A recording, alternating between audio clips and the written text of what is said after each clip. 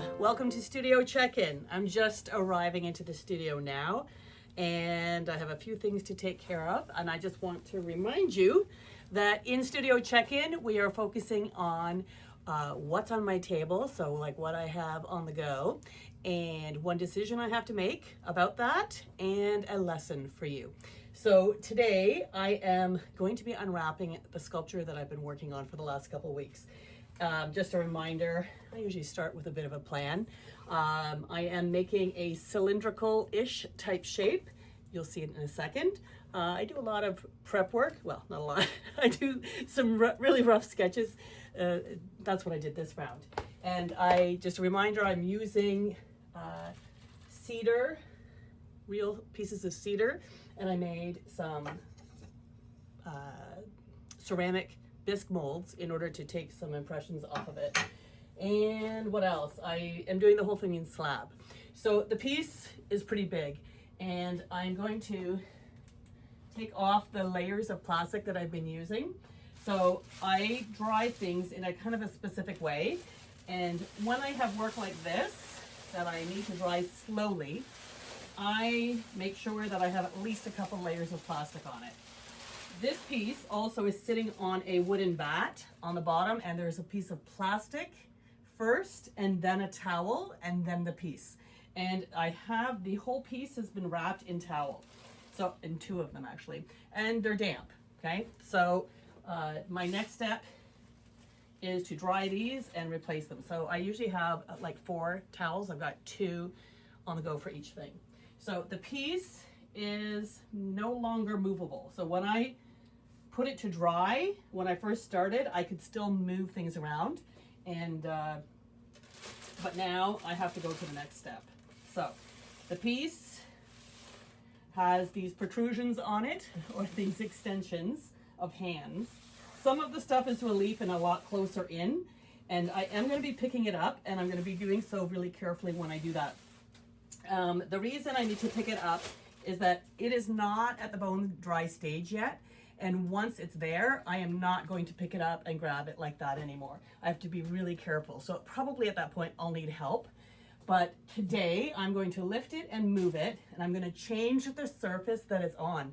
So currently, like I said, the piece is on a drywall board, or not drywall, sorry, the wooden, like a wooden bat. And my decision that I made, and it came to me yesterday, I went, why haven't I done that yet? And the decision is that I'm going to put the piece on a kiln shelf. So if you have your own kiln and you can do that, that's what I would recommend if you're making large work. Okay, so I'm going to start the movement in real time. So I'm going to be lifting it. I don't want to ruin my back. The piece is not quite a full box of clay, but I did go through 2 sleeves for it, and my leftover is probably half a bag. So it is pretty heavy, but it's hollow. So I'm going to be lifting, bending my knees, making sure my hands are not going to ruin the other hands. I'm just going to press it in and lift. Now, right now, I'm taking it off towel, placing it back down again, making sure it's secure before I let go completely.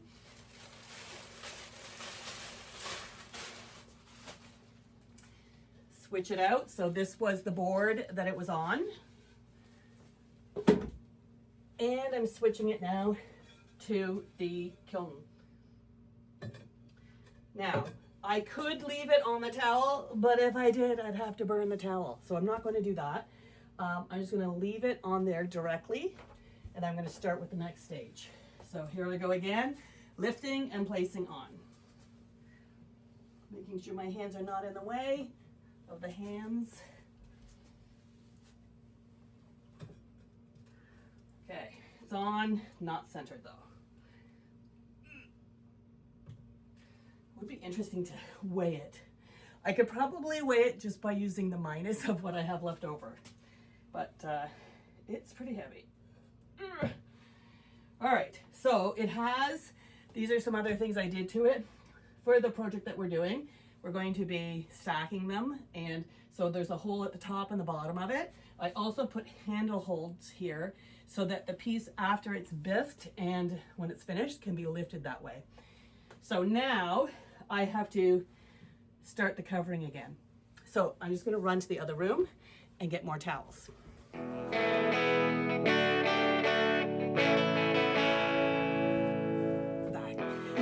All right, so these are completely dry, and they're like old yucky towels that we don't use anymore, as you can see from the nice rips. So when I am drying work, I have kind of different protocols that I follow depending on the size of the piece. So when the piece is large, I dry slowly, and the slab is about 1/2 inch thick. So I dry slowly, and I learned that the hard way by having pieces split because I started to dry too fast. So I also employ the idea of using towels, or I use cotton. So because I'm trying to pull the moisture out faster, the towels work better. They work for a couple of reasons. The first thing is that, yes, they absorb the moisture, but the second thing is that they stop the moisture that's building up or accumulating on the plastic, which sometimes drops back down onto the clay. It stops that from happening because it'll fall on these. So I've got my 2 towels, and now I'm going to start the wrapping again.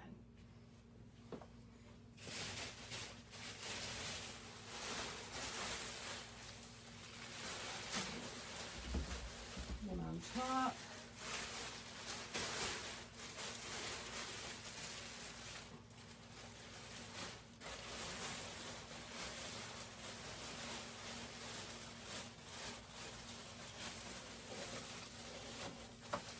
And because I have it on my pottery wheel, I can just shove the plastic inside, and it's kind of like tucking it in and tying it up.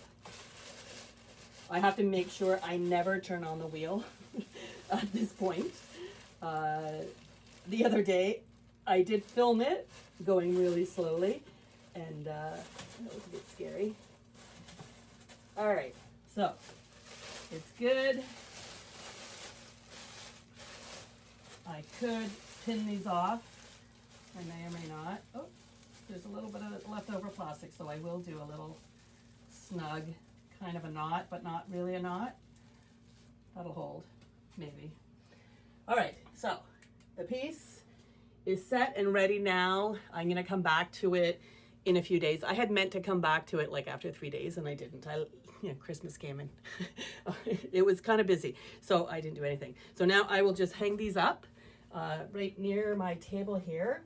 Oh, I turned this table around. I no longer have my hook. So I just lay these out so that they dry fully and don't get stinky. And I don't even wash them because it's just moisture. So the lesson today was how to dry. So there are lots of different ways to do that. The best method I can give you is that to know what your, or the best ideas that I can give you is that to know the size and the thickness of what you're dealing with, and you're going to make your decisions based on that. I have a download. If you want to download it, feel free to get the how to do it. It's called the Clay Drying Guide, and I think that's what I called it. Anyways, you can get it from the link below, and it'll lead you through the process. Anyway, so hopefully that's really helpful for you. And remember that the whole reason that I made the decision about using the kiln shelf is that as this piece dries, it's going to stay on that. I'm not going to lift it again. That was my last time lifting it. And when I bring it into the kiln, I'm going to need help. I'm going to need help to carry it up the stairs just to make sure that it's not going to tip over as I'm moving it. I'm going to need help to get into the kiln because you saw how tall it is. I don't have a huge kiln, so I have to lower it, and I'm going to have to solve that problem. I've seen people do it with different straps, which we have. So I might have maybe 3 people, and we'll kind of not triangulate, but we'll do 2 triangles like a hexagon, and we'll be lowering it down like that. I don't know. That's another decision that I'm going to have to make, and another solution that's going to have to happen. So thanks for joining me today, and we'll see you around at the next studio check-in.